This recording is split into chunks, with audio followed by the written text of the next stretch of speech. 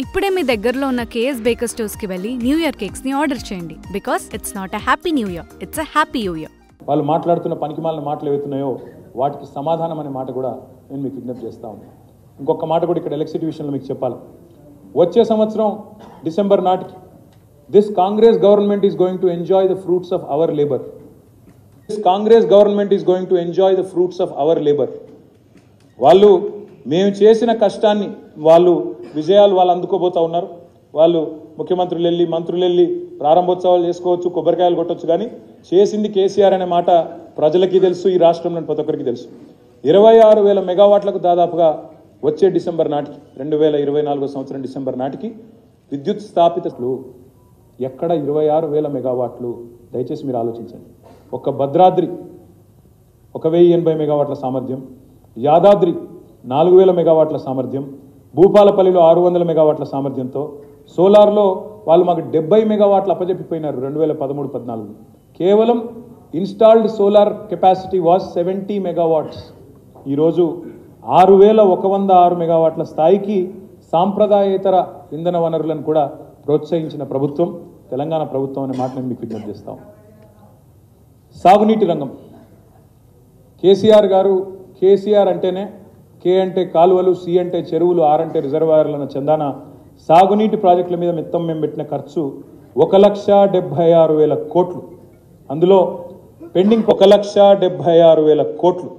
అందులో పెండింగ్ ప్రాజెక్టులు ఉండే. ఇక్కడ ఒక చాలా ఇంట్రెస్టింగ్ మాట, మన ఉత్తమ్ కుమార్ రెడ్డి గారు లేచి శాసనసభలో అంటారు, కాళేశ్వరం మీద మీరు 1,00,000 కోట్లు ఖర్చు పెట్టినామన్నారు, 80,000 90,000 ఖర్చు పెట్టినామన్నారు, 1,00,000 ఎకరాలకన్నా నీళ్ళు ఇచ్చిర్రా అంటారు.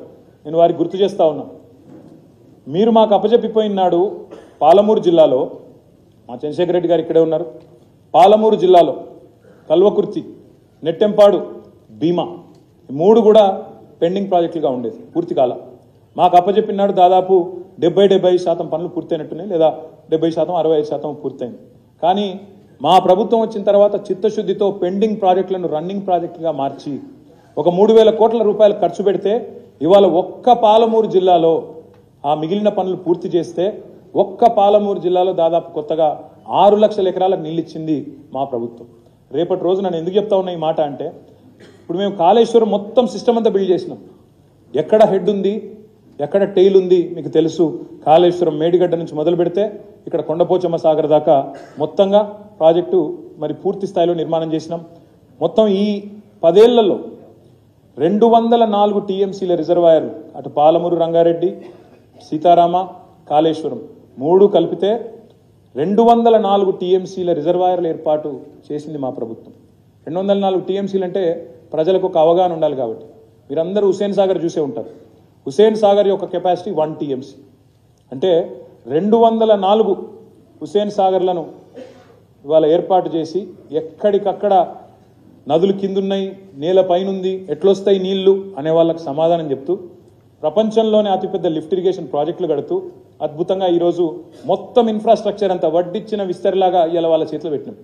మరి ఈ వడ్డిచ్చిన విస్తారికి మీరు చేయాల్సిందల్లా ఒకటే, దానికి మీరు కాలువలు ఏర్పాటు చేస్తే బ్రహ్మాండంగా పూర్తి స్థాయిలో ఒక నూతనంగా మేము తీసుకున్న ఈ ప్రాజెక్టులతో 50 లక్షల ఎకరాలకు సాగునీళ్లు, ఆయకట్టు స్థిరీకరణ అంటే స్టెబిలైజేషన్ ఆఫ్ ది ఎగ్జిస్టింగ్ ఆయకట్టు. మా ప్రశాంత్ రెడ్డి గారు ఇక్కడే ఉన్నారు. ప్రశాంత్ రెడ్డి గారి జిల్లాలో పక్కనే ఉండే ఆదిలాబాద్ జిల్లా, ప్రశాంత్ రెడ్డి గారి నిజామాబాద్ జిల్లా మధ్యలోనే పోచంపాడు ప్రాజెక్టు, ఎస్ఆర్ఎస్పి ప్రాజెక్టు ఉంటుంది. ఆ ఎస్ఆర్ఎస్పి పైన మహారాష్ట్ర వరుస బ్యారేజీలు కట్టిన తర్వాత ఎస్ఆర్ఎస్పిలోకి నీళ్లు రాకుండా నీళ్లు ఇంకిపోయి గోదావరి ఎండిపోయే పరిస్థితి. ఇవాళ కేసీఆర్ గారి భగీరథ ప్రయత్నంతో కాళేశ్వరం నుంచి నీళ్లు రివర్స్ పంపింగ్ ద్వారా 1,000 కోట్ల రూపాయలతో రివర్స్ పంపింగ్ చేస్తే ఆయకట్టు మొత్తం ఎస్ఆర్ఎస్పి ఆయకట్టు స్థిరీకరించబడి ఇవాళ టెయిలెండ్ కోదాడ, తుంగతుర్తి, సూర్యాపేట, డోర్నకల్లు, మహబూబాబాదు, మా పాలకుర్తి, దయాకర్రావు గారు కూడా ఇక్కడే ఉన్నారు, వారందరికీ నీళ్ళు ఇచ్చిన ప్రాజెక్టు కాళేశ్వరం.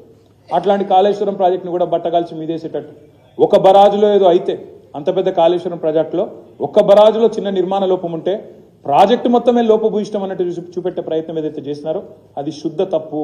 నేను అందుకే అంటా ఉన్నా, నూతనంగా 50 లక్షల ఎకరాలకు సాగునీళ్లు ఆయకట్టు స్థిరీకరణ చేయడంతో పాటు వాళ్ళు గనక ఇప్పుడు కాలువలు కట్టుకుంటే, ఈ ప్రభుత్వం ఈ రాబోయే 3 ఏళ్లలో కాలువలు కడితే 30 లక్షల ఎకరాలకు అదనంగా సాగునీరిచ్చి స్థిరీకరించవచ్చు అనే మాట నేను రాష్ట్ర ప్రజలందరికీ కూడా ఈ ప్రజెంటేషన్ ద్వారా, ఈ నివేదిక ద్వారా నేను మీకు విజ్ఞప్తి చేస్తా ఉన్నాను.